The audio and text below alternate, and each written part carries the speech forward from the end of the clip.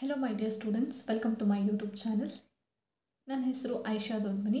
ಇವತ್ತಿನ ಈ ವಿಡಿಯೋದಲ್ಲಿ ನಾವು ಜಸ್ಟ್ ಪಾಸಿಂಗ್ ಅಂದರೆ ಹೆಚ್ಚು ಕಡಿಮೆ 30 ಅಂಕದ ಪ್ರಶ್ನೆಗಳನ್ನು ನೋಡ್ತಾ ಹೋಗೋಣ. ಬರೀ 10 ಪ್ರಶ್ನೆಗಳನ್ನು ಓದಿದ್ರೆ ಸಾಕು ನೀವು ಗಣಿತದಲ್ಲಿ ಪಾಸ್ ಆಗ್ಬೋದು. ಇನ್ನೂ ನಿಮಗಿರೋದು ಒಂದೇ ಒಂದು ದಿನ ಅಂದರೆ ರವಿವಾರ ಮಾತ್ರ. ಸೋಮವಾರ ಅಂದರೆ 24 ಮಾರ್ಚ್ಗೆ ನಿಮ್ಮ ಗಣಿತ ಎಕ್ಸಾಮ್ ಸ್ಟಾರ್ಟ್ ಆಗಿಬಿಡುತ್ತೆ. ಓಕೆನಾ? ಇವತ್ತು ಒಂದು ದಿನದಲ್ಲಿ ಬರೀ 10 ಕ್ವಶನ್ ಓದೋದ್ರಿಂದ ನೀವು ಗಣಿತದಲ್ಲಿ ಪಾಸ್ ಆಗಬಹುದು. ಸರಿನಾ? ಯಾವ್ಯಾವ ಕ್ವಶನ್ಸ್ ಓದೋದು ಅಂತ ನೋಡ್ರಿ. ಈಗ ಫಸ್ಟ್ 1 ಮಾರ್ಕ್ಸಿನ ಕ್ವಶನ್ಸ್ ಒಂದು 4 ಕ್ವಶನ್ಸನ್ನು ಹೇಳ್ತೀನಿ, ಆಮೇಲೆ 2-3 ಮಾರ್ಕ್ಸಿಂದೆಲ್ಲ ಕ್ವಶನ್ಸ್ ಹೇಳ್ತಾ ಬರ್ತೀನಿ. ಸರಿನಾ? 1 ಅಂಕದ ಪ್ರಶ್ನೆ. ಸರಿ, ಒಂದೇದು ಏನಂತ ಕೇಳಿದ್ದಾರೆ ನೋಡ್ರಿ. ಮೂಲ ಬಿಂದುವಿನಿಂದ ಪಿ ಆಫ್ ಎ, ಬಿ ಬಿಂದುವಿಗೆ ಇರುವ ದೂರ. ಇದು ಕಾಮನ್ ಆಗಿ ಆಲ್ಮೋಸ್ಟ್ ಕ್ವಶನ್ ಪೇಪರಲ್ಲಿ ಕೊಟ್ಟಿರೋದು, ಅದಕ್ಕೋಸ್ಕರ ಹೇಳ್ತಾ ಇದ್ದೀನಿ ಅಷ್ಟೇ. ಸರಿನಾ? ಮೂಲ ಬಿಂದುವಿನಿಂದ ಪಿ ಆಫ್ ಎ, ಬಿ ಬಿಂದುವಿಗೆ ಇರುವ ದೂರ ಈ ಥರ ಕೊಟ್ಟಾಗ ಅಲ್ಲೊಂದು ಫಾರ್ಮುಲಾ ಬರುತ್ತೆ. ಏನಪ್ಪ ಕೇಳಿದ್ರೆ square root of A square plus B square ಅಂಥೇಳಿ. ಫಾರ್ ಎಕ್ಸಾಂಪಲ್ ಇಲ್ಲಿ ಪಿ ಆಫ್ ಎ, ಬಿ ಬದಲಾಗಿ ಎಕ್ಸ್, ವೈ ಅಂತ ಏನಾದರೂ ಬಂದಿದ್ದರೆ ನಾವೇನಂತ ಬರೀಬೇಕು? Square root of X square plus Y square. ಇದು ಮಲ್ಟಿಪಲ್ ಚಾಯ್ಸಲ್ಲಿ ಕೊಡೋದು. 4 ಬಹು ಆಯ್ಕೆ ಪ್ರಶ್ನೆ ಕೊಟ್ಟಿರ್ತಾರಲ್ಲ, ಅದರಲ್ಲಿ ಈ ಥರದ ಕ್ವಶನ್ಸನ್ನು ಕೊಟ್ಟಿರ್ತಾರೆ. ಓಕೆನಾ? ಮೂಲ ಬಿಂದುವಿನಿಂದ ಪಿ ಆಫ್ ಎ, ಬಿಗೆ ಬಿಂದುವಿಗೆ ಇರುವಂತಹ ದೂರ ಈ ಥರ ಬರೆದ್ರೆ ಆಯಿತು. ಇದು ಆಪ್ಷನ್ಸಲ್ಲಿ ಕೊಟ್ಟಿರ್ತಾರೆ, ಚೆಕ್ ಮಾಡ್ಕೊಂಡು ಬರೀರಿ. ಸರಿ, ಎರಡನೇ ಕ್ವಶನ್ನ ನೋಡೋಣ ಬರೀ. ಮಹತ್ತಮ ಘಾತ ಅಂತ ಹೇಳಿ ಡಿಗ್ರಿ, ಇದು ಆಲ್ರೆಡಿ ಸುಮಾರು ಸಲ ಕಲ್ತಿದ್ದೀರಾ ನೀವು.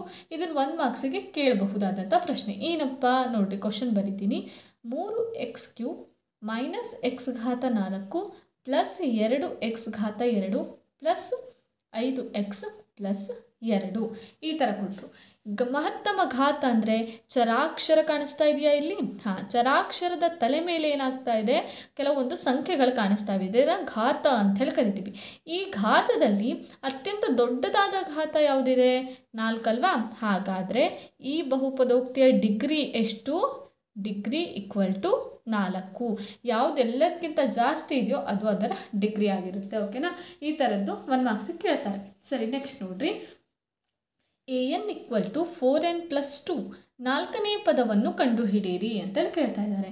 ಇಂಥ ಟೈಮಲ್ಲಿ ಏನು ಮಾಡಬೇಕು ಅಂತಂದರೆ an ಇದೆಯಲ್ಲ, n ಜಾಗದಲ್ಲಿ 4 ಹಾಕಬೇಕು. ಈಕ್ವಲ್ ಟು n ಜಾಗದಲ್ಲಿ 4 ಹಾಕಿದೆ, 4 ಅಂತಿತ್ತು, 4 ಬರದೆ. n ಜಾಗದಲ್ಲಿ ಏನು ಹಾಕಬೇಕು? 4 ಪ್ಲಸ್ ಏನು? 2. ಇಲ್ಲಿ 4 ಯಾಕೆ ಹಾಕ್ತಾ ಇದ್ದೀನಿ?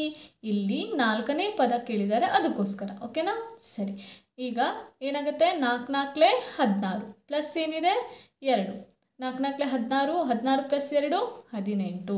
ಹಾಗಾದರೆ 4ನೇ ಪದ ಎಷ್ಟು? 18. ಅವರು ಕೇಳಿರ್ತಾರೆ ಈ ಥರದ್ದು ಯಾವುದಾದ್ರು ಒಂದು ಕ್ವಶನ್ನ ಸೆಟ್ ಮಾಡಿ 2ನೇ ಪದನೋ 3ನೇ ಪದನೋ ಒಟ್ಟು ಯಾವುದೋ ಪದವನ್ನು ಕಂಡುಹಿಡಿಯಲಿಕ್ಕೆ ಹೇಳ್ತಾರೆ. ಓಕೆನಾ? ನೆಕ್ಸ್ಟ್ ಕ್ವಶನ್ ನೋಡ್ರಿ. 4ನೇದು ಶೂನ್ಯತೆಯನ್ನು ಕಂಡುಹಿಡಿಯಿರಿ ಅಂತೇಳಿ ಕೇಳ್ತಾ ಇದ್ದಾರೆ. ಏನಂತ ಕೇಳ್ತಾ ಇದ್ದಾರೆ? ಶೂನ್ಯತೆಯನ್ನು ಕಂಡುಹಿಡಿಯಿರಿ ಅಂಥೇಳಿ. ಓಕೆನಾ? ಏನಂತ ಕೇಳ್ತಾ ಇದ್ದಾರೆ? ಶೂನ್ಯತೆಯನ್ನು ಕಂಡುಹಿಡಿಯಿರಿ. ನೋಡ್ರಿ, ಕೆಲವೊಂದು ಸಲ ಈ ಥರ ಗ್ರಾಫನ್ನು ಕೊಟ್ಟಿರ್ತಾರೆ. ಹೀಗೆ ಕೊಟ್ಟರು ಅಂತ ತಿಳ್ಕೊಳ್ಳಿ ಗ್ರಾಫ್. ಶೂನ್ಯತೆ ಕಂಡಿಡ್ತೀರಿ? ಈ ಎಕ್ಸ್ ಅಕ್ಷದ ಮೇಲೆ ಈ ರೇಖೆ ಇದೆಯಲ್ಲ, ಇದು ಎಷ್ಟು ಸಲ ಟಚ್ ಆಗಿದೆ? ಒಂದು ಸಲ ಇಲ್ಲಿ, ಒಂದು ಸಲ ಇಲ್ಲಿ. ಹಾಗಾದರೆ ಇದರ ಶೂನ್ಯತೆ ಎಷ್ಟು? ಶೂನ್ಯತೆ ಈಕ್ವಲ್ ಟು ಎಷ್ಟು? 2 ಅಂತೇಳಿ ಬರಬೇಕು. 2 ಸಲ ಟಚ್ ಆಗಿದೆಯಲ್ಲ, ಅದಕ್ಕೆ ಅದರ ಶೂನ್ಯತೆ ಎಷ್ಟು? 2. ಒಂದು ಅಕ್ಕದಲ್ಲಿ ಇನ್ನೂ ಸುಮಾರಷ್ಟು ಕ್ವಶನ್ ಕೇಳ್ತವೆ, ಆದರೆ ನಾನು 4 ಕ್ವಶನ್ಸ್ ಅಷ್ಟೇ ಹೇಳ್ತೀನಿ. ಇದಂತೂ ಕಂಪಲ್ಸರಿಯಾಗಿ ಕೇಳ್ತಾರೆ. ಓಕೆನಾ?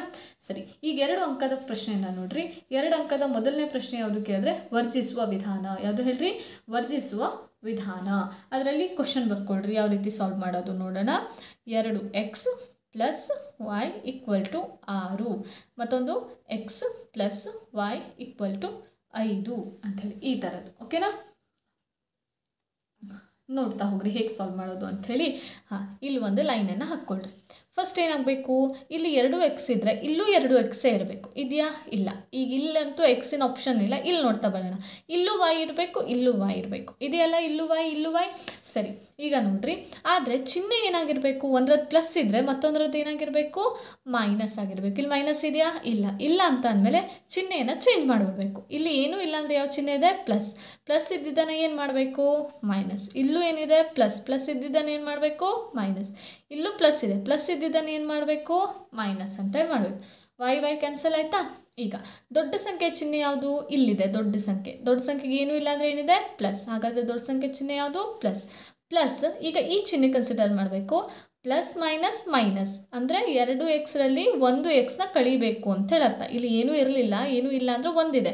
2x ಒಂದು ಎಕ್ಸ್ನ ಕಳೆದ್ರೆ ಎಕ್ಸ್ ಈಕ್ವಲ್ ಟು ಇದು ಎರಡರಲ್ಲಿ ದೊಡ್ಡ ಸಂಖ್ಯೆ ಚಿಹ್ನೆ ಯಾವುದು? ದೊಡ್ಡ ಸಂಖ್ಯೆ ಆರಲ್ವಾ? ಆರರ ಹಿಂದೆ ಯಾವುದು ಚಿಹ್ನೆ ಇಲ್ಲ. ಚಿಹ್ನೆ ಇಲ್ಲ ಅಂದರೆ ಯಾವುದಿದೆ? ಪ್ಲಸ್. ಪ್ಲಸ್ ಮೈನಸ್ ಮೈನಸ್ ಅಂದರೆ 6ರಲ್ಲಿ 5 ಕಳಿಬೇಕು. ಕಳೆದಾಗ ಎಷ್ಟು ಬಂತು? 1. ಹಾಗಾದರೆ ಎಕ್ಸ್ ಈಕ್ವಲ್ ಟು ಬೆಲೆ ಏನು ಬಂತು? 1 ಅಂತ ಹೇಳಿ ಬಂತು. ಈಗ y ಬೆಲೆ ಕಂಡುಹಿಡಬೇಕಲ್ಲ ವರ್ಜಿಸುವ ವಿಧಾನದಲ್ಲಿ. ಈ ಎರಡು ಇಕ್ವೇಷನಲ್ಲಿ ಯಾವುದು ಈಸಿ ಕಾಣಿಸ್ತಾ ಇದೆ ಅದರಲ್ಲಿ ಎಕ್ಸ್ನ ಬೆಲೆ ಹಾಕ್ರಿ y ಬೆಲೆ ಬರುತ್ತೆ. ಈಸಿ ಇರೋದು ಇದು ಎರಡನೇದಲ್ವಾ? X plus Y equal to 5 ಅಂಥೇಳಿ. ಸರಿನಾ? ಎಕ್ಸ್ ಜಾಗದಲ್ಲಿ ಏನು ಹಾಕಬೇಕು? 1 plus Y equal to 5. Y ಇಲ್ಲೇ ಇರಲಿ, 5 ಇಲ್ಲೇ ಇರಲಿ, ಪ್ಲಸ್ 1 ಆ ಕಡೆ ಹೋದಾಗ -1. ವೈ ಈಕ್ವಲ್ ಟು 5ರಲ್ಲಿ 1 ಕಳೆದ್ರೆ 4. ಸರಿನಾ? ಇದರಲ್ಲಿ ಯಾವ ಥರದ ಕ್ವಶನ್ ಏನಂತ ಕೇಳ್ತಾರೆ ನೋಡ್ರಿ. ಈ ಥರ ಎರಡು ಕ್ವಶನನ್ನು ಕೊಟ್ಬಿಟ್ಟು 2x+y ಮತ್ತು equal to 6, x+y equal to 5 ಈ ಸಮೀಕರಣಗಳನ್ನು ಬಿಡಿಸಿ ಅಂತ ಹೇಳಿ ಕೇಳ್ತಾರೆ. ಸಮೀಕರಣಗಳನ್ನು ಬಿಡಿಸಿ ಅಂತ ಹೇಳಿ ಕೇಳ್ತಾರೆ. ನಾವು ಈ ಥರ ಅದನ್ನು ಎಕ್ಸ್ ಮತ್ತು ವೈ ಕಂಡು ಹಿಡಿದು ಸಾಲ್ವ್ ಮಾಡಿದ್ರೆ ಆಯಿತು. ಇದು ಫಿಕ್ಸ್ ಕ್ವಶನ್, 2 ಮಾರ್ಕ್ಸಿಗೋಸ್ಕರ ಕೇಳ್ತಾರೆ. ಓಕೆನಾ? ನೆಕ್ಸ್ಟ್ ಕ್ವಶನ್ ನೋಡ್ರಿ. ಎರಡನೇ ಕ್ವಶನ್ ಏನು ಕೇಳ್ತಾರೆ ಗೊತ್ತಾ? ಒಂದು ಕ್ವಶನ್ ಕೊಟ್ಟು 2x² + 5x + 6 ಅಪವರ್ತನ ವಿಧಾನದಿಂದ ಬಿಡಿಸಿ ಅಂತ ಹೇಳಿ ಕೇಳ್ತಾರೆ. ಅಪವರ್ತನ ವಿಧಾನದಿಂದ ಮೂಲಗಳನ್ನು ಕಂಡುಹಿಡಿಯಿರಿ ಅಂತೇಳಿ ಕೇಳ್ತಾರೆ. ಮೂಲಗಳನ್ನು ಕಂಡುಹಿಡಿಯಿರಿ ಏನಂತ ಕೇಳ್ತಾರೆ? x² + 5x + 6 ಅಪವರ್ತನ ವಿಧಾನದಿಂದ ಮೂಲವನ್ನು ಕಂಡುಹಿಡಿಯಿರಿ. ಮೂಲಗಳು ಅಂತಂದರೆ ನಾವು ಏನನ್ನು ಕಂಡುಹಿಡಬೇಕು? ಎಕ್ಸ್ನ ಬೆಲೆಯನ್ನು ಏನು ಮಾಡಬೇಕು? ಕಂಡುಹಿಡಬೇಕು. ಫಸ್ಟ್ ನೋಡ್ರಿ ಏನು ಮಾಡಬೇಕು? x² + 5x + 6 ಅಂತ ಇದೆಯಲ್ಲ, ಇದಕ್ಕೆ ಈಕ್ವಲ್ ಟು 0 ಅಂತೇಳಿ ಹಾಕಬೇಕು. ಸರಿನಾ? ಈಗ ಮೊದಲನೇ ಪದ ಮತ್ತು ಕೊನೆಯ ಪದವನ್ನು ಗುಣಾಕಾರ ಮಾಡಬೇಕು. ಏನಾಗುತ್ತೆ? 6 × x², 6x². ಆಯಿತಾ? ಈಗ ಮಧ್ಯದಲ್ಲಿ ಉಳಿದಿರೋದನ್ನು ತಗೋಬೇಕು. ಉಳಿದಿರೋದೇನು? 5x ಅಲ್ವಾ? 5x ಅಂದರೆ +5x ಅಂತ ಇದೆ, +5x ಅಂತ ತಗೋಬೇಕು. ನೆಕ್ಸ್ಟು ಈಗೇನು ಮಾಡಬೇಕು? ಎರಡು ಗುಣಾಕಾರ ಮಾಡಿದ್ರೆ 2 ಸಂಖ್ಯೆಗಳನ್ನು ಕಂಡುಹಿಡಬೇಕು. ಆ 2 ಸಂಖ್ಯೆಗಳನ್ನು ಗುಣಾಕಾರ ಮಾಡಿದ್ರೆ ಏನು ಬರಬೇಕು? 6x². ಕೂಡಿಸೋತ ಕಳೆ ಮಾಡಿದ್ರೆ ಏನು ಬರಬೇಕು? 5x ಅಂತೇಳಿ ಬರಬೇಕು. ಏನು ಆ ಥರ ಸಂಖ್ಯೆ? 3x ಮತ್ತು 2x. 3 2 6, x × x x² ಆಗುತ್ತೆ. 3 2 5x. ಸರಿನಾ? ಹಾಂ, ಈಗ ತಗೊಳ್ರಿ 3x ಮತ್ತೊಂದು 2x. ಈ ದೊಡ್ಡ ಸಂಖ್ಯೆ ಚಿಹ್ನೆಗೆ ಪ್ಲಸ್ ಇರುತ್ತೆ, ಇಲ್ಲೂ ಸಹಿತ ಪ್ಲಸ್ ಬರುತ್ತೆ. ಇಲ್ಲಿ ಅಬ್ಸರ್ವ್ ಮಾಡಿ, 3 ಕಡೆ ಪ್ಲಸ್ ಬಂತು ಅಂದರೆ ಇಲ್ಲೆಲ್ಲ ಕಡೆನೂ ಪ್ಲಸ್ಸೇ ಬರುತ್ತೆ. ಸರಿನಾ? ಈಗ ಮೊದಲನೇ ಪದ ಹಾಗೆ ಬರಿಬೇಕು, ಕೊನೆ ಪದನೂ ಹಾಗೆ ಬರಿಬೇಕು. ಆ ಮಧ್ಯದ ಪದದ ಬದಲಾಗಿ ಇದು 2 ಬರಿಬೇಕು. +3x + 2x ಅಂಥೇಳಿ. ಈಗ ಇದೆರಡರದ್ದು ಒಂದು ಗುಂಪು, ಇದೆರಡರದ್ದು ಮತ್ತೊಂದು ಗುಂಪು. ಇದೆರಡರದ್ದು ಕಾಮನ್ ಇರೋದು ಯಾವುದು? ಎಕ್ಸ್ ಅಂಥೇಳಿ. ಇದರಲ್ಲಿ ಏನು ಉಳಿತೀಗ? x + 3. ಸರಿನಾ? ಇದು 2ರಲ್ಲಿ ಕಾಮನ್ ಕಾಣಿಸ್ತಾ ಇದೆಯಾ? ಇಲ್ಲಿ ಎಕ್ಸ್ ಅಂತೂ ಕಾಮನ್ ಇಲ್ಲ. ಈಗ 2 ಇದೆ, 6 ಇದೆ. ಈ 6ರಲ್ಲಿ 2 ಅನ್ನೋದು ಬರುತ್ತಾ ಅಂತ ಚೆಕ್ ಮಾಡೋಣ. ನೋಡ್ರಿ, ಇಲ್ಲಿ 2 3 6, 3 1 3. ಹಾಗಾದರೆ 6ರಲ್ಲಿ 2 ಇದೆ, 3 ಇದೆ. ಹಾಗಾದರೆ ಇಲ್ಲಿ 2 ಕಾಮನ್ ಇದೆ ಹೇಳಾಯ್ತಲ್ವಾ? +2 ಕಾಮನ್ ತೆಗೆದೆ. ಇಲ್ಲಿ 2 ತೆಗೆದಾದ್ಮೇಲೆ ಇನ್ನೇನು ಉಳಿತು? ಎಕ್ಸ್ ಪ್ಲಸ್ ಇಲ್ಲಿ ಏನು ಉಳಿತು? 2 ಬರೆದ್ವಿ, ಮತ್ತೊಂದೇನು ಉಳಿತು? 3. 2 3 6 ಈಕ್ವಲ್ ಟು 0. ಸರಿನಾ? ಈಗ ಈ 2 ಬ್ರ್ಯಾಕೆಟಲ್ಲಿ ಇದ್ದಿದ್ದನ್ನು ಒಂದು ಕಡೆ ಬರ್ಕೋಬೇಕು. ಸರಿ, ನೆಕ್ಸ್ಟ್ ಏನು ಮಾಡ್ಕೋಬೇಕು? ಈ ಬ್ರ್ಯಾಕೆಟಲ್ಲಿರೋದು ಬರೆದಾದ್ಮೇಲೆ ಇಲ್ಲೇನು ಉಳಿತು? ಎಕ್ಸ್. ಇಲ್ಲೇನು ಉಳಿತು? +2 ಈಕ್ವಲ್ ಟು 0. ಎರಡಕ್ಕೂ ಸೇರಿ 0 ಇದೆಯಲ್ಲ, ಈಗೇನು ಮಾಡಬೇಕು? ಇದು ಒಂದಕ್ಕೆ ಒಂದು ಸಲ 0 ಕೊಡಬೇಕು, ಇದಕ್ಕೊಂದಕ್ಕೆ ಮತ್ತೊಂದು ಸಲ 0 ಕೊಡಬೇಕು. ಆಯಿತಾ? ಹಾಂ, ಎಕ್ಸ್ ಈಕ್ವಲ್ ಟು +3 ಇದೆ, ಈ ಕಡೆ ಇದ್ದಾಗ ಏನಾಗುತ್ತೆ? -3 ಆಯಿತು. ಎಕ್ಸ್ +2 ಈ ಕಡೆ ಇದ್ದಾಗ ಏನಾಯಿತು? -2 ಆಯಿತು. ಹಾಗಾದರೆ ಮೂಲಗಳು ಏನಾಗುತ್ತೆ? ಒಂದು x-3 ಮತ್ತೊಂದು x-2. ಇದೆರಡು ಮೂಲಗಳು. ಸರಿನಾ? ಈಗ ಮೂರನೇ ಲೆಕ್ಕ ನೋಡೋಣ ಬನ್ನಿ. ಓಕೆ, ಏನಂತ ಕ್ವಶನ್ ಕೊಟ್ಟಿರ್ತಾರೆ? 2, 5, 8, 11 ಸೊ ಆನ್ 20ನೇ ಪದವನ್ನು ಕಂಡುಹಿಡಿಯಿರಿ ಅಂಥೇಳಿ ಕೇಳ್ತಾರೆ. 20ನೇ ಪದವನ್ನು ಕಂಡುಹಿಡಿಯಿರಿ ಅಂಥೇಳಿ ಕೇಳಿರ್ತಾರೆ. ಸರಿನಾ? ಹಾಂ, ನೋಡ್ರಿ 20ನೇ ಪದವನ್ನು ಕಂಡುಹಿಡಿಯಿರಿ ಅಂತಂದರೆ ಅಲ್ಲಿ ಎ ಎನ್ ಸೂತ್ರವನ್ನು ಹಾಕಬೇಕು. ಎ ಎನ್ ಸೂತ್ರ ಏನು ಹೇಳುತ್ತೆ? A N equal to A plus N minus 1 into D ಅಂತೇಳಿ ಹೇಳುತ್ತೆ. ಸರಿ, ಎ ಎನ್. ಹಾಗಾದರೆ ನೋಡ್ರಿ, ಫಸ್ಟು ಎ ಬೇಕಲ್ವಾ? ಎ ಅಂದರೆ ಏನರ್ಥ? ಮೊದಲನೇ ಪದ ಯಾವುದಿಲ್ಲಿ? 2. ಓಕೆನಾ? ಆಮೇಲೆ ಏನು ಬೇಕು? ಎನ್. ಎನ್ ಅಂದರೆ ಎಷ್ಟನೇ ಪದ ಕಂಡು ಹಿಡಿತಾ ಇದ್ದೀವಿ? ಇಲ್ಲಿ 20ನೇ ಪದ ಅಲ್ವಾ? ಹಾಗಾದರೆ ಎನ್ ಅಂದ್ರೇನು? 20 ಅಂತ ಹೇಳಿ ಬರಿಬೇಕು. ಓಕೆನಾ? ಹಾಂ, ನೆಕ್ಸ್ಟ್ ನೋಡ್ರಿ, ಆಯಿತಾ? ನೆಕ್ಸ್ಟು ಇಲ್ಲಿ ಡಿ ಬೇಕು, ಹೌದಾ? ಇಲ್ಲಿ ನೆಕ್ಸ್ಟು ಡಿ ಬೇಕಲ್ವಾ? ಡಿ ಈಕ್ವಲ್ ಟು ಏನು? ಡಿ ಈಕ್ವಲ್ ಟು ಅಂದರೆ A2. ಇದು ಈ 5ರಿಂದ ಈ 2 ಕಳಿಬೇಕು. 5 ಮೈನಸ್ 2. ಡಿ ಈಕ್ವಲ್ ಟು 5ರಲ್ಲಿ 2 ಕಳೆದ್ರೆ ಎಷ್ಟು? 5ರಲ್ಲಿ 2 ಕಳೆದ್ರೆ 3. ಡಿ ಬೆಲೆನೂ ಸಿಗ್ತಾ? ಹಾಂ, ಈಗ ಇದೆಲ್ಲ ಇಲ್ಲಿ ಹಾಕ್ರಿ. ಎನ್ ಜಾಗದಲ್ಲಿ ಏನು ಹಾಕಬೇಕು? 20 which is equal to A ಜಾಗದಲ್ಲಿ ಏನು ಹಾಕಬೇಕು? 2 ಪ್ಲಸ್ ಜಾಗದಲ್ಲಿ ಪ್ಲಸ್, ಬ್ರ್ಯಾಕೆಟ್ ಜಾಗದಲ್ಲಿ ಬ್ರ್ಯಾಕೆಟ್, ಎನ್ ಜಾಗದಲ್ಲಿ 20 ಮೈನಸ್ 1, ಡಿ ಜಾಗದಲ್ಲಿ 3. ಎ 20 ಈಕ್ವಲ್ ಟು 2 ಪ್ಲಸ್ 20ರಲ್ಲಿ 1 ಕಳೆದ್ರೆ 19 ಗುಣಿಸು 3 ಈಕ್ವಲ್ ಟು 2 ಪ್ಲಸ್ 19 3ಲೆ 57 ಈಕ್ವಲ್ ಟು 57 ಪ್ಲಸ್ 2 59. ಹಾಗಾದರೆ ಎ 20ರ ಬೆಲೆ ಎಷ್ಟು ಬಂತು? 59 ಅಂತ ಬಂತು. ಇದನ್ನು 2 ಮಾರ್ಕ್ಸಿಗೋಸ್ಕರ ಕೇಳ್ತಾರೆ. ಅಥವಾ ಇದರಲ್ಲಿ ಮತ್ತೊಂದು ಕ್ವಶನನ್ನು ಕೇಳ್ತಾರೆ. ಅಥವಾ ಕ್ವಶನ್ನು ಇದರಲ್ಲೇ ಇದನ್ನು ಕೇಳ್ಬೋದು, ಇಲ್ಲ ಮತ್ತೊಂದು ಕ್ವಶನ್ ಏನಪ್ಪ ಕೇಳಿದ್ರೆ ಆರ್ ಕ್ವಶನ್ ಇದು. 3, 6, 9 ಸೊ ಆನ್ 12 ಪದಗಳ ಮೊತ್ತ ಕಂಡು ಹಿಡಿಯಿರಿ ಅಂಥೇಳಿ ಕೇಳ್ತಾರೆ. ಸರಿನಾ? 12 ಪದಗಳ ಮೊತ್ತ ಕಂಡು ಹಿಡೀರಿ. ಮೊತ್ತ ಅಂತ ಅಂದ ತಕ್ಷಣ ನಾವು ಯಾವ ಸೂತ್ರ ಹಾಕಬೇಕು? ಎಸ್ ಎನ್ ಸೂತ್ರ ಹಾಕಬೇಕು. S N equal to n/2 into 2a plus N minus 1 into D ಅಂಥೇಳಿ ಹಾಕಬೇಕು. ಇದು ನಮ್ಮ ಸೂತ್ರ. ಓಕೆನಾ? ಸರಿ, ನೋಡ್ರಿ, ಏನೇನು ಬೇಕು? ಎನ್ ಅಂದರೆ ಏನಂತ ಹೇಳಿದ್ದೆ? ಎಷ್ಟನೇ ಪದ ಅಂತ ಬರುತ್ತಲ್ಲ, ಇದು ನಮ್ಮ ಎನ್ ಈಕ್ವಲ್ ಟು ಎಷ್ಟು? 12 ಅಂತ ಹೇಳಿ ಬಂತು. ಓಕೆನಾ? ನೆಕ್ಸ್ಟ್ ಬರೋದು ಯಾವುದು? ಎ ಅಂದರೆ ಎಷ್ಟು? ಮೊದಲನೇ ಪದ ಅಲ್ವಾ? ಎ ಈಕ್ವಲ್ ಟು ಎಷ್ಟು ಬಂತು? 3. ನೆಕ್ಸ್ಟ್ ಏನು ಬರುತ್ತೆ? ಡಿ ಹೆಂಗೆ ಕಂಡು ಹಿಡಿತೀವಿ ಹೇಳ್ರಿ? 2ನೇ ಪದದಿಂದ ಮೊದಲನೇ ಪದವನ್ನು ಏನು ಮಾಡಬೇಕು? ಕಳಿಬೇಕು. 2ನೇ ಪದ 6, ಮೊದಲನೇ ಪದ 3, 6ರಲ್ಲಿ 3 ಕಳೆದ್ರೆ 3. ಡಿ ಈಕ್ವಲ್ ಟು ಎಷ್ಟು ಬಂತು? 3.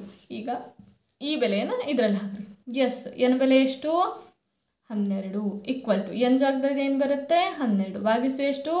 2. ಒಂದು ಬ್ರ್ಯಾಕೆಟ್ ಇತ್ತು, ಬ್ರ್ಯಾಕೆಟ್, ಆಮೇಲೆ ಏನಿದೆ? 2. ಎ ಜಾಗದಲ್ಲಿ ಏನು ಹಾಕಬೇಕು? 3 ಪ್ಲಸ್ ಜಾಗದಲ್ಲಿ ಪ್ಲಸ್, ಬ್ರ್ಯಾಕೆಟ್ ಜಾಗದಲ್ಲಿ ಬ್ರ್ಯಾಕೆಟ್, ಎನ್ ಜಾಗದಲ್ಲಿ ಏನು ಹಾಕಬೇಕು? 12 ಮೈನಸ್ 1. ಡಿ ಜಾಗದಲ್ಲಿ ಏನು ಹಾಕಬೇಕು? 3. ಓಕೆನಾ? 2 1ಲೆ 2 6ಲೆ. ಈಗ ನೋಡಿರಿ, ಇಲ್ಲಿ 12 14 ಹಿಂಗೆ ಕೊಟ್ಟರೆ ಭಾಗ ಹೋಗ್ಬಿಡುತ್ತೆ. ಇಫ್ ಇಲ್ಲಿ 13 15 ಕೊಟ್ಟರೆ ಭಾಗ ಹೋಗಲ್ಲ ಅಲ್ವಾ? ಭಾಗ ಹೊಡಿಲಿಕ್ಕೆ ಹೋಗಬೇಡ್ರಿ, ಪಾಯಿಂಟ್ ಇಟ್ಟು. ಇದು ನೆಕ್ಸ್ಟ್ ಇಲ್ಲೆಲ್ಲಾದರೂ ಭಾಗ ಹೋಗುತ್ತದು. ಓಕೆನಾ? ನೆಕ್ಸ್ಟ್ 6, 2 3ಲೆ 6 ಪ್ಲಸ್ 12ರಲ್ಲಿ 1 ಕಳೆದ್ರೆ 11. ನೆಕ್ಸ್ಟ್ ಇರೋದು 3. ಓಕೆ, 6 ಆಯಿತು. 6 ಪ್ಲಸ್ 11 3ಲೆ 33 ಈಕ್ವಲ್ ಟು 6 ಹಾಗೆ ಇರಲಿ. 33 ಪ್ಲಸ್ 6, 33ರಲ್ಲಿ 6 ಕೂಡಿಸಿದ್ರೆ 39. ಎಷ್ಟಾಯಿತು? 39. ಈಗ 39ಕ್ಕೆ 6ರಿಂದ ಗುಣಾಕಾರ ಮಾಡಬೇಕು. 39 ಗುಣಿಸು 6, 6 9ಲೆ 54, 6 3ಲೆ 18, 18 ಪ್ಲಸ್ 5 23 ಆಗುತ್ತೆ. ಸರಿನಾ? ನೆಕ್ಸ್ಟ್ ಉತ್ತರ ಏನು ಬಂತು? 234. ಎಸ್, 12ರ ಬೆಲೆ ಏನು ಬಂತು? 234 ಅಂತ ಬಂತು. ಈ ಕ್ವಶನ್ ಕೇಳಬಹುದು ಅಥವಾ ಈ ಕ್ವಶನನ್ನು ಅವರು ಕೇಳಬಹುದು. ಓಕೆನಾ? ಸರಿ, ಈಗ ನೆಕ್ಸ್ಟ್ ಕೇಳುವಂಥದ್ದು 4ನೇ ಟೈಪ್ ಕ್ವಶನ್ ನೋಡ್ಕೊಳ್ರಿ. 4th ಟೈಪ್ ಕ್ವಶನ್ ಏನು ಕೇಳಿದ್ರೆ ದೂರ ಸೂತ್ರವನ್ನು ಹಾಕೋದು. ದೂರ ಸೂತ್ರ ಹಾಕಿ ಕಂಡುಹಿಡಿಯೋದು. ಓಕೆನಾ? ಏನು ನಿರ್ದೇಶಾಂಕಗಳು ಕೊಟ್ಟಿರ್ತಾರೆ 1, 2 ಮತ್ತು 3, 4. ಇವುಗಳ ನಡುವಿನ ದೂರವನ್ನು ಕಂಡುಹಿಡಿಯಿರಿ ಅಂಥೇಳಿ. ನಾವು ಏನಂತ ಕೇಳಿರ್ತಾರೆ? ಇವುಗಳ ನಡುವಿನ ದೂರವನ್ನು ಕಂಡುಹಿಡಿಯಿರಿ ಅಂಥೇಳಿ ಕೇಳಿರ್ತಾರೆ. ಕಂಡುಹಿಡಿಯಿರಿ ಅಂಥೇಳಿ ಕೇಳಿರ್ತಾರೆ. ಓಕೆನಾ? ಹಾಂ, ಹೇಗೆ? ಫಸ್ಟ್ ಒನ್ ಏನು ಮಾಡಬೇಕು? 1ನೇದಕ್ಕೆ ಎ ಅಂತೇಳಿ ಹೆಸರು ಕೊಟ್ಕೋಬೇಕು. ಎರಡನೇದು ಇದೆಯಲ್ಲ ಅದಕ್ಕೆ ಬಿ ಅಂತೇಳಿ ಹೆಸರು ಕೊಟ್ಕೋಬೇಕು. ಓಕೆನಾ? ಸರಿ, ಈಗ ಎ ಬಿ ನಡುವಿನ ದೂರ ಕಂಡುಹಿಡಿಬೇಕಲ್ವಾ? ಎ ಬಿ ಈಕ್ವಲ್ ಟು ಒಂದು ಸೂತ್ರ ಬರುತ್ತೆ, ಅದನ್ನು ಪ್ರಾಕ್ಟೀಸ್ ಮಾಡ್ಕೊಳ್ರಿ. x2 minus x1 whole square plus y2 minus y1 whole square which is equal to square root ಇದೆ, ಸ್ಕ್ವೇರ್ ರೂಟ್, ಬ್ರ್ಯಾಕೆಟ್ ಇದೆ, ಬ್ರ್ಯಾಕೆಟ್. ಇಲ್ಲಿ x1 ಇದಕ್ಕೆ x1, ಇದಕ್ಕೆ y1, ಇದಕ್ಕೆ x2, ಇದಕ್ಕೆ y2 ಅಂತೇಳಿ ಹೆಸರು ಕೊಟ್ಕೋಬೇಕು ಫಸ್ಟ್. ಓಕೆನಾ? ಫಸ್ಟ್ ಒನ್ ಇರೋದು ಯಾವುದು? x1 y1. ಎರಡನೇದು ಯಾವುದು? x2 y2. ಓಕೆನಾ? x2 ಜಾಗದಲ್ಲಿ ಏನಿದೆ? 3. ಆಮೇಲೆ ಯಾವ ಚಿಹ್ನೆ ಇದೆ? ಮೈನಸ್. ಆಮೇಲೆ x1 ಜಾಗದಲ್ಲಿ ಏನಿದೆ? 1 ಹೋಲ್ ಸ್ಕ್ವೇರ್ ಇದೆ, ಹೋಲ್ ಸ್ಕ್ವೇರ್. ಆಮೇಲೆ ಯಾವ ಚಿಹ್ನೆ? ಪ್ಲಸ್. ಆಮೇಲೆ ಬ್ರ್ಯಾಕೆಟ್. y2 ಜಾಗದಲ್ಲಿ 4, ಆಮೇಲೆ ಮೈನಸ್. y1 ಜಾಗದಲ್ಲಿ 2 ಹೋಲ್ ಸ್ಕ್ವೇರ್. ಓಕೆನಾ?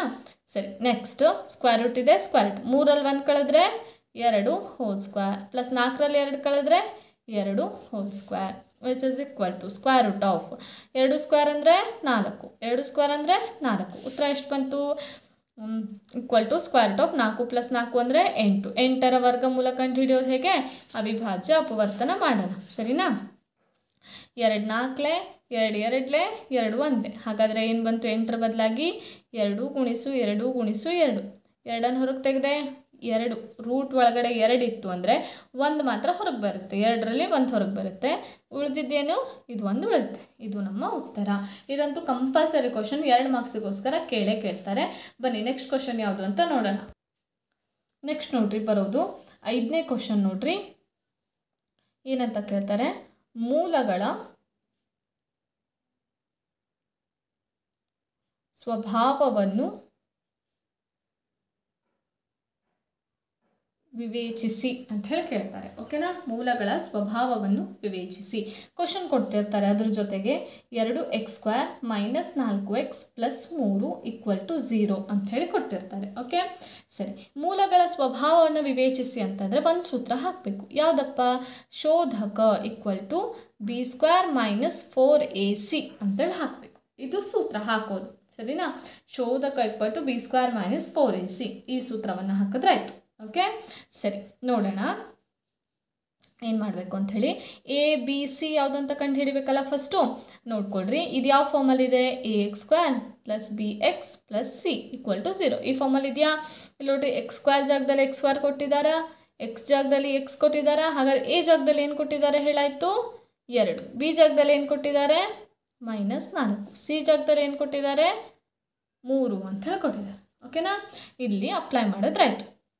ಈಕ್ವಲ್ ಟು b² ಅಂತಂದರೆ ಮೈನಸ್ 4 ಹೋಲ್ ಸ್ಕ್ವೇರ್. ಆಮೇಲೆ ಯಾವ ಚಿಹ್ನೆ? ಮೈನಸ್. ಆಮೇಲೆ ಏನಿದೆ? 4. ಎ ಅಂದರೆ ಏನು? 2. ಸಿ ಅಂದರೆ ಏನು? 3. ಓಕೆನಾ? ಮೈನಸ್ 4 ಹೋಲ್ ಸ್ಕ್ವೇರ್ ಅಂದರೆ ಮೈನಸ್ 4ಅನ್ನು 2 ಸಲ ಗುಣಾಕಾರ ಮಾಡಿರಿ ಅಂಥೇಳಿ. Minus minus plus 4 4 16. ಉತ್ತರ ಎಷ್ಟು ಬಂತು? 16. ಮೈನಸ್ 4 2 8, 8 3 24. 16ರಲ್ಲಿ 24 ಕಳೆದ್ರೆ ದೊಡ್ಡ ಸಂಖ್ಯೆ ಚಿಹ್ನೆಯನ್ನು ಫಸ್ಟ್ ಹಾಕ್ರಿ. 16ರಲ್ಲಿ 24 ಕಳೀಲಿಕ್ಕೆ ಬರೋದಿಲ್ಲ. 24ರ 16 ಕಳೆದ್ರೆ ಎಷ್ಟು? 8. ಮೈನಸ್ 8 ಬಂತಲ್ವಾ? ಮೈನಸ್ 8 ಬಂತು ಅಂದರೆ ಏನು? Less than 0. 0ಗಿಂತ ಕಡಿಮೆ ಇದೆ. 0ಗಿಂತ ಕಡಿಮೆ ಇದ್ರೆ ಏನರ್ಥ? ಯಾವುದೇ ವಾಸ್ತವ ಮೂಲಗಳನ್ನು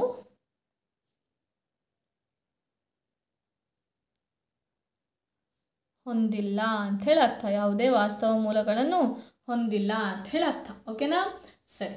ಈಗ ನೆಕ್ಸ್ಟು ಇಲ್ಲಿಗೆ 2 ಮಾರ್ಕ್ಸಿನ ಕ್ವಶನ್ಸು ಇಷ್ಟನ್ನು ಓದಲೇಬೇಕು ನೀವು ಕಂಪಲ್ಸರಿಯಾಗಿ. ಓಕೆನಾ? ಸರಿ. ಈಗ 3 ಅಂಕದ ಪ್ರಶ್ನೆಗಳನ್ನು ನೋಡ್ತಾ ಹೋಗಿ. 3 ಅಂಕದ ಪ್ರಶ್ನೆಗಳಲ್ಲಿ ಮೊದಲನೇದಾಗಿ ನಾನು ಬಹುಲಕವನ್ನು ಹೇಳ್ತೀನಿ. ಬಹುಲಕ ಕಂಪಲ್ಸರಿ ಕ್ವಶನ್ನು, ಪ್ರತಿಯೊಂದು ಕ್ವಶನ್ ಪೇಪರಲ್ಲೂ ಬಂದೇ ಬರುತ್ತೆ. ಬಹುಲಕ ಇಲ್ಲ ಅಂದರೆ ಸರಾಸರಿಯನ್ನು ಕೇಳ್ತಾರೆ. ನೀವು ಬಹುಲಕ ನೋಡ್ಕೊಳ್ರಿ, ಈಸಿಯಾಗಿ ಬರುತ್ತೆ. ಓಕೆನಾ? ಆದರೆ ಒಂದು ಕ್ವಶನ್ ಕೊಡ್ತೀನಿ ನೋಡ್ರಿ. ಈ ಬಹುಲಕದಲ್ಲಿ ಒಂದು ಸೂತ್ರ ಇರುತ್ತೆ. ಆ ಸೂತ್ರದ ಆಧಾರದ ಮೇಲೆ ಅದನ್ನು ಮಾಡಬೇಕು. ಸರಿನಾ? ಫಸ್ಟ್ ನೋಡ್ರಿ ಏನು ಅಂಥೇಳಿ, ಇದರಲ್ಲಿ ಈ ಆವೃತ್ತಿಯಲ್ಲಿ ಯಾವ್ದು ಜಾಸ್ತಿ ಇರುತ್ತಲ್ಲ ಅದಕ್ಕೊಂದು ಬಾಕ್ಸ್ ಹಾಕ್ಕೊಬಿಡ್ಬೇಕು. ಯಾವ್ದು ನೋಡ್ರಿ? 1 3 7 10 9 ಇದೆ. ಯಾವ್ದು ಜಾಸ್ತಿ ಇದೆ ಹೇಳ್ರಿ? 10 ಅಲ್ವಾ? ಹಾಂ, ಇದಕ್ಕೊಂದು ಬಾಕ್ಸನ್ನು ಹಾಕ್ಕೊಂಡ್ಬಿಡ್ಬೇಕು. ಓಕೆ, ಹಾಂ. ಈಗ ಫಾರ್ಮುಲಾವನ್ನು ಹೇಳ್ತೀನಿ, ಫಾರ್ಮುಲಾನ ಬರೀರಿ. ಬಹುಲಕ equal to L plus F1 minus F0 divided by 2F1 minus F0 minus F2 into H ಅಂತ ಹೇಳಿ ಇದು. ಓಕೆನಾ. ಇಲ್ಲಿ F1 ಯಾವುದು, F0 ಯಾವುದು, F0 ಅಂದ್ರೇನು, F2 ಅಂದ್ರೇನು, ಇದೆಲ್ಲ ಗೊತ್ತಾಗಬೇಕಲ್ವಾ. ಸರಿ, ಇಲ್ಲಿ ನೋಡ್ಕೊಳ್ರಿ, ಇಲ್ಲಿ ಕಾಣಿಸ್ತಾ ಇದೆಯಲ್ಲ ಇದು ಇದು ಆವೃತ್ತಿ ಅಂದರೆ ಎಫ್, ಫ್ರೀಕ್ವೆನ್ಸಿ ಎಫಿಂದ ಗುರುತಿಸ್ತಾರೆ. ಇದು ನಮ್ಮ F1. ಅದರ ಹಿಂದಿಂದ ಏನಾಗುತ್ತೆ, F0 ಆಗುತ್ತೆ. ಅದರ ಮುಂದಿಂದ ಏನಾಗುತ್ತೆ, F2 ಆಗುತ್ತೆ. 0 1 2 ನಮಗೆ ಕೊಟ್ಟಿರೋದು ಬಾಕ್ಸ್ ಹಾಕಿದ್ದೀವಲ್ಲ ಅದು F1, ಅದ್ರ ಹಿಂದಿಂದ F0, ಅದರ ಮುಂದಿಂದು F2. ಸರಿನಾ.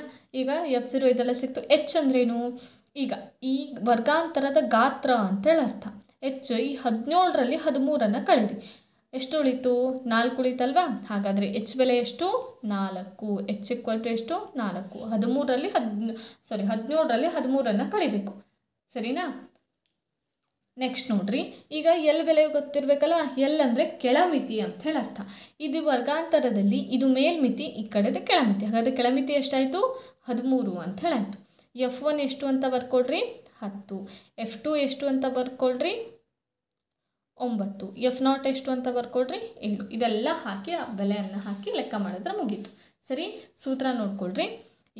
ಈಕ್ವಲ್ ಟು ಎಲ್ ಅಂದರೆ ಎಷ್ಟು, 13 ಪ್ಲಸ್ F1 ಅಂತಂದರೆ ಎಷ್ಟು, 10 ಮೈನಸ್ F0 ಅಂತಂದರೆ 7 ಭಾಗಿಸು 2 ಇಂಟು F1 ಅಂತಂದರೆ 10 ಮೈನಸ್ F0 ಅಂತಂದರೆ 7 ಮೈನಸ್ F2 ಅಂತಂದರೆ 9 ಗುಣಿಸು ಎಚ್ ಅಂತಂದರೆ ಏನರ್ಥ ಹೇಳಿದ್ದೆ, ವರ್ಗಾಂತರ ಘಾತ. ಇದರ ಮಧ್ಯೆ ಡಿಫ್ರೆನ್ಸ್ ಎಷ್ಟು, 4 ಈಕ್ವಲ್ ಟು 13 ಪ್ಲಸ್ 10ರಲ್ಲಿ 7 ಕಳೆದ್ರೆ 3 ಅಲ್ವಾ, 12 20 ಮೈನಸ್ 7 ಮೈನಸ್ 9 ಗುಣಿಸು 4 ಈಕ್ವಲ್ ಟು 13 ಪ್ಲಸ್ ಇಲ್ಲಿ 3 ಹಾಗೆ ಇರಲಿ, 20ರಲ್ಲಿ 7 ಕಳೆದ್ರೆ ಎಷ್ಟು, 13 ಮೈನಸ್ 9 ಓಕೆ ಗುಣಿಸು 4.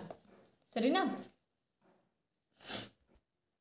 ನೆಕ್ಸ್ಟ್ ನೋಡ್ರಿ, 13 ಪ್ಲಸ್ 3, ಈಗ 13ರಲ್ಲಿ 9 ಕಳೆದ್ರೆ ಎಷ್ಟು, 4 ಗುಣಿಸು 4. ಇಲ್ಲಿ ಕೆಳಗಿನ 4, ಇಲ್ಲಿ ಮೇಲಿನ 4 ಕ್ಯಾನ್ಸಲ್ ಆಯಿತಾ. ಈಕ್ವಲ್ ಟು ಏನೇನು ಉಳಿತು ನೋಡ್ರಿ, 13 ಪ್ಲಸ್ ಇಲ್ಲೊಂದು 3 ಉಳಿತು. ಈಕ್ವಲ್ ಟು ಎಷ್ಟಾದ, 13 ಪ್ಲಸ್ 3 16. ಹಾಗಾದರೆ ಬಹುಲಕ ಎಷ್ಟು, 16. ಇದು ಒಂದು ಸೂತ್ರ ಗೊತ್ತಿದ್ದರೆ, ಇದು ಹೇಗೆ ಕಂಡು ಹಿಡಿಯೋದು ಅಂತ ಗೊತ್ತಿದ್ದರೆ, ಯಾವ್ದು ಹೈಯೆಸ್ಟ್ ಇರ್ತದೆ ಅದನ್ನೇ ಬಾಕ್ಸ್ ಹಾಕಿದ್ರೆ ಆಯಿತು. ಬಾಕಿದೆಲ್ಲ ಈಸಿ. ಇದೊಂದು 3 ಮಾರ್ಕ್ಸಿನ ಲೆಕ್ಕ ಫಿಕ್ಸ್ ಆಗಿ ಬಂದೇ ಬರುವಂಥದ್ದು. ಇದನ್ನು ಪ್ರಾಕ್ಟೀಸ್ ಮಾಡಿಕೊಡ್ರಿ. ಓಕೆನಾ. ಈಗ ನೆಕ್ಸ್ಟ್ ಲೆಕ್ಕ ನೋಡೋಣ ಬರ್ರಿ. ಬಾಹ್ಯ ಬಿಂದು ಪ್ರಮೇಯ. ಏನು ಹೇಳ್ತಾ ಇದೆ ಇದು ಬಾಹ್ಯ ಬಿಂದು ಪ್ರಮೇಯ ನೋಡ್ರಿ. ಬಾಹ್ಯ ಬಿಂದುವಿನಿಂದ ವೃತ್ತಕ್ಕೆ ಎಳೆದ ಸ್ಪರ್ಶಕಗಳ ಉದ್ದವು ಸಮನಾಗಿರುತ್ತದೆ ಅಂಥೇಳಿ. ಇದಕ್ಕೊಂದು ವೃತ್ತ ಬೇಕು, ಹೌದಿಲ್ಲ. ನೋಡ್ರಿ, ಇಲ್ಲೊಂದು ವೃತ್ತ ಬಿಡಿಸಿಟ್ಟಿದ್ದೀನಿ. ಇದರ ಮಧ್ಯ ಬಿಂದು ಇದೆಯಲ್ಲ, ಅದಕ್ಕೆ O ಅಂತೇಳಿ ಹೆಸರು ಕೊಡ್ತೀನಿ. ಓಕೆನಾ. ಈಗ ಬಾಹ್ಯ ಬಿಂದು, ಬಾಹ್ಯ ಅಂದರೆ ವೃತ್ತದಿಂದ ಹೊರಗಿರುವಂಥ ಬಿಂದು. ಇಲ್ಲೊಂದು ಹೊರಗಡೆ ಒಂದು ಬಿಂದು ಹಾಕೋತೀನಿ, ಅದಕ್ಕೆ P ಅಂತೇಳಿ ಹೆಸರನ್ನು ಕೊಡ್ತೀನಿ. ಬಾಹ್ಯ ಬಿಂದುವಿನಿಂದ ವೃತ್ತಕ್ಕೆ ಸ್ಪರ್ಶಕಗಳನ್ನು ಎಳಿಬೇಕು. ಸ್ಪರ್ಶಕಗಳು ಅಂತಂದರೆ ಏನು ಮಾಡಬೇಕು, ವೃತ್ತವನ್ನು ಒಂದೇ ಒಂದು ಬಿಂದುವಿನಲ್ಲಿ ಏನು ಮಾಡಬೇಕದು ಟಚ್ ಮಾಡ್ಕೊಂಡು ಹೋಗಬೇಕು. ಅದನ್ನು ಸ್ಪರ್ಶಕ ಅಂತ ಕರೀತಾರೆ. ಸರಿನಾ. 2 ಸ್ಪರ್ಶಕಗಳನ್ನು ಎಳೆಯೋಣ. ಓಕೆ ನೋಡ್ರಿ, ಬಾಹ್ಯ ಬಿಂದುವಿನಿಂದ ವೃತ್ತಕ್ಕೆ ಎಳೆದ ಸ್ಪರ್ಶಕಗಳು 2 ಸ್ಪರ್ಶಕಗಳನ್ನು ಎಳೆಯೋಣ. 1ನೇ ಸ್ಪರ್ಶಕ ಎಳೆದಿದ್ದೀನಿ, 2ನೇ ಸ್ಪರ್ಶಕನ ಹೇಳ್ತಾ ಇದ್ದೀನಿ. ಅದಕ್ಕೆ ಹೆಸರನ್ನು ಕೊಡೋಣ. ಸರಿನಾ. 1ನೇದು A ಅಂತ ಕೊಡ್ತೀನಿ, 2ನೇದು B ಅಂತ ಹೇಳಿ ಕೊಡ್ತೀನಿ. ಸರಿ. ಈಗ ದತ್ತವನ್ನು ಬರೆಯೋಣ. ಸರಿನಾ. ದತ್ತ ಅಂದ್ರೇನು, ಏನೇನಿದೆ ವೃತ್ತದಲ್ಲಿ ನಾವೇನೇನು ಹಾಕಿದ್ದೀವಿ ಅಂಥೇಳಿ. ಏನು ಫಸ್ಟು O ಕೇಂದ್ರ ಬಿಂದು, ಇದು 1ನೇದು. ಓಕೆನಾ. ನೆಕ್ಸ್ಟ್ ಒನ್ನು AP ಮತ್ತು BPಗಳು ಸ್ಪರ್ಶಕಗಳು, ಇದು 2ನೇದು. ಸರಿನಾ. ಸ್ಪರ್ಶಕಗಳು. ಮತ್ತದೇನು, P ಅನ್ನೋದು ಬಾಹ್ಯ ಬಿಂದು, ಇದು ಆಯಿತಾ. ದತ್ತ ಆಯಿತು. ನೆಕ್ಸ್ಟ್ ಬರೋದು ಯಾವುದು, ಸಾಧನೀಯ. ಏನನ್ನು ಸಾಧನೆ ಮಾಡಬೇಕು ನೋಡ್ರಿ, ಸ್ಪರ್ಶಕಗಳ ಉದ್ದವು ಸಮನಾಗಿರುತ್ತದೆ. 2 ಸ್ಪರ್ಶಕಗಳು ಯಾವ್ಯಾವುದು, AP ಮತ್ತು BP, ಅದೆರಡು ಸಮನಾಗಿರುತ್ತೆ ಅಂಥೇಳಿ. AP ಈಕ್ವಲ್ ಟು BP ಆಗಿರುತ್ತೆ. ಈಗ ನಾವು ಸಾಧನೆ ಮಾಡಬೇಕು ಅಂದರೆ ಅಟ್ಲೀಸ್ಟ್ 2 ತ್ರಿಭುಜಗಳು ನಮಗೆ ಬೇಕಾಗುತ್ತೆ. ಎಲ್ಲರೂ ಕಾಣಿಸ್ತಾ ಇದೆಯಾ ತ್ರಿಭುಜಗಳು, ಇಲ್ಲ ಅಲ್ವಾ. ಹಾಂ, ಈಗ ತ್ರಿಭುಜಗಳನ್ನು ರಚನೆ ಮಾಡ್ಕೋಬೇಕು. ಅದಕ್ಕೆ ಏನು ಮಾಡಬೇಕು ಗೊತ್ತಾ ನಾವು, ಇಲ್ಲಿ ನೋಡ್ರಿ, ಇಲ್ಲಿ OB ಕಾಣಿಸ್ತಾ ಇದೆಯಾ, ಅದನ್ನು, ಮತ್ತು ಇಲ್ಲಿ ನೋಡ್ರಿ OA ಕಾಣಿಸ್ತಾ ಇದೆಯಾ, ಆ OAಯನ್ನು, ಈಗೂ ತ್ರಿಭುಜ ರಚನೆ ಆಗಲಿಲ್ವಲ್ವಾ. ಹಾಂ, ಈಗ ಇಲ್ಲಿ OP ಕಾಣಿಸ್ತಾ ಇದೆಯಾ, OPಯನ್ನು ಏನು ಮಾಡಬೇಕು ನಾವು ಸೇರಿಸಬೇಕು. ಸರಿನಾ. ಥರ ಸೇರಿಸಬೇಕು. ಇದನ್ನೇ ಇಲ್ಲಿ ನಾವು ಬರೆಯೋದು ರಚನೆಯಲ್ಲಿ. ಸರಿ. ರಚನೆ ಏನಂತ ಬರೀಬೇಕು ನೋಡ್ರಿ, OB OA ಮತ್ತು ಒ ಪಿಗಳನ್ನು ಸೇರಿಸಿ ಅಂಥೇಳಿ. ಓಕೆ, ನೆಕ್ಸ್ಟು ಸಾಧನೆಯನ್ನು ನೋಡ್ತಾ ಹೋಗೋಣ. ಸಾಧನೆ ಅಂದರೆ ಏನು ಮಾಡಬೇಕು, 2 ತ್ರಿಭುಜಗಳನ್ನು ಕನ್ಸಿಡರ್ ಮಾಡಬೇಕು. ಆಮೇಲೆ ಅದರಲ್ಲಿ 3 ಅಂಶಗಳು ಸಮ ಅಂತ ಬರೆದು ಅದನ್ನು ಸರ್ವಸಮ ಅಂತ ಪ್ರೂವ್ ಮಾಡಬೇಕು. ಓಕೆ, ಸಾಧನೆಯಲ್ಲಿ ತ್ರಿಭುಜ ಎ ಒ ಪಿ ಮತ್ತು ತ್ರಿಭುಜ ಬಿ ಒ ಪಿಗಳಲ್ಲಿ ಅಂತ ಹೇಳಿ ನೋಡ್ರಿ. ಈ ವೃತ್ತದಲ್ಲಿ ಒ ಎ ಮತ್ತು ಒ ಬಿಗಳು ತ್ರಿಜ್ಯಗಳಲ್ವಾ, ವೃತ್ತದ ಎಲ್ಲ ತ್ರಿಜ್ಯಗಳು ಏನಾಗಿರ್ತದೆ, ಸಮನಾಗಿರ್ತದೆ. ಹಾಗಾಗಿ ಏನಂತ ಬರೀತೀರಿ, O A equal to O B. ಯಾಕೆ, ಒಂದೇ ವೃತ್ತದ ತ್ರಿಜ್ಯಗಳು ಅಂಥೇಳಿ ಬರಿತೀನಿ, ಒಂದೇ ವೃತ್ತದ ತ್ರಿಜ್ಯಗಳು. ಸರಿನಾ? ಮತ್ತೊಂದು, ಈ ಕೇಂದ್ರ ಬಿಂದುವಿನಿಂದ ಸ್ಪರ್ಶಕಕ್ಕೆ ಲಂಬವಾಗಿ ಎಳೆದಿರ್ತೀವಲ್ಲ ಒಂದು ರೇಖೆ, ಅದು ಯಾವತ್ತೂ ಎಷ್ಟು ಡಿಗ್ರಿ ಇರುತ್ತೆ, 90 ಡಿಗ್ರಿ. ಹಾಗಾಗಿ ಕೋನ ಎ ಈಕ್ವಲ್ ಟು ಕೋನ ಬಿ ಈಕ್ವಲ್ ಟು ಎಷ್ಟು ಡಿಗ್ರಿ, 90 ಡಿಗ್ರಿ. ಓಕೆನಾ? ನೆಕ್ಸ್ಟ್ ನೋಡ್ರಿ, ಇದರಲ್ಲಿ ಒ ಪಿ ಮತ್ತು ಒ ಪಿ ಎರಡೂ ತ್ರಿಭುಜಗಳಲ್ಲಿ ಬರ್ತಾ ಇದೆ.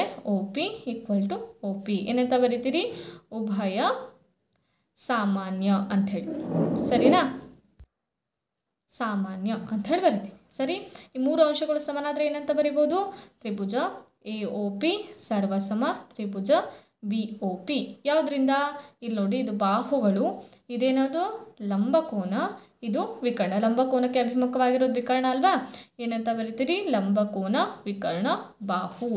ಇದು ಸಮನಾದರೆ ನಾವು ಏನಂತ ಬರಿಬಹುದು, ಇದಕ್ಕೆ ಅಭಿಮುಖವಾಗಿರುವಂಥ ಎಲ್ಲ ಕೋನಗಳು ಮತ್ತು ಬಾಹುಗಳು ಸಮ ಅಲ್ವಾ, ಡೈರೆಕ್ಟಾಗಿ A P equal to B P. ಯಾಕೆ, ಸರ್ವಸಮ ತ್ರಿಭುಜದ ಅನುರೂಪ ಭಾಗಗಳು ಅಂತೇಳಿ ಬರಿಬಹುದು. ಇದು ಇಂಪಾರ್ಟೆಂಟ್, 3 ಮಾರ್ಕ್ಸಿಗೆ ಫಿಕ್ಸ್ ಕ್ವಶನ್, ಯಾವತ್ತೂ ಕೇಳ್ತಾರೆ, ಪ್ರತಿ ಎಕ್ಸಾಮಲ್ಲೂ ಇದನ್ನು ಫಿಕ್ಸ್ ಆಗಿ ಕೇಳಿರ್ತಾರೆ. ಓಕೆ, ನೆಕ್ಸ್ಟ್ ನೋಡೋಣ ಬರ್ರಿ. ನೆಕ್ಸ್ಟ್ ಬರುವಂಥ ಕ್ವಶನ್ ನೋಡಿ, 6 ಮತ್ತು 20ರ ಲಸ ಮತ್ತು ಮಸ ಕಂಡುಹಿಡಿದು ತಾಳೆ ನೋಡ್ರಿ ಅಂತ ಹೇಳಿ ಕೇಳಿದ್ದಾರೆ. ಸರಿನಾ?